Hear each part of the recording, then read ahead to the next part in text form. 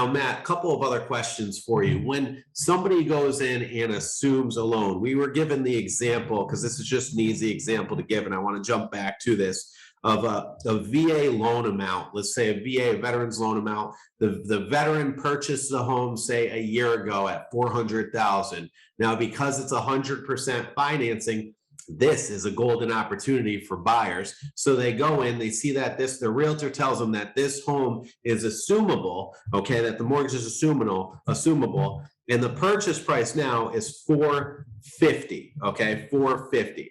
All right, so let's say they assume they bought the house for $400 financing.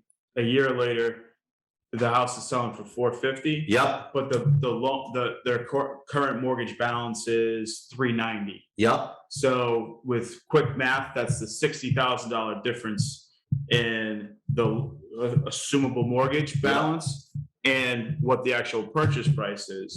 So, you know, where do we come up with that $60,000 from? Like, where do we get that? And there's a couple different ways. Let's say you do have a chunk of money that you were using to plan to put down as your down payment. 15-20%. Yeah, you can put that down and assume their mortgage, and now you get to that $450 purchase price. Yep. You can come down with an iteration of 60,000. Let's say you have 20 grand and you still have 40,000 left over to figure out. There would be the step of getting a second mortgage. Okay. That would be, first mortgage would be the assumed mortgage that you get from the seller. Second mortgage would be to cover the difference. And then you bring your cash to come to a total of $450. Yep.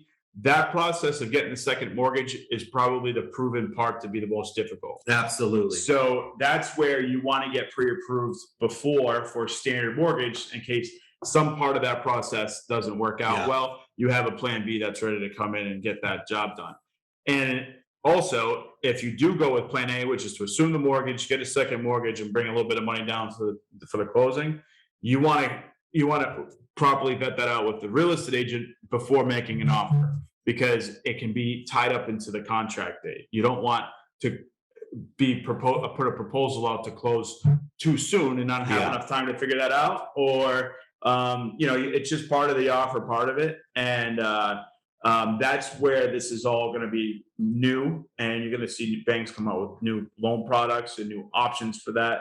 There'll be advertisements out there given the market is changing, and we got to figure out how to continue to do business and get, properties sold.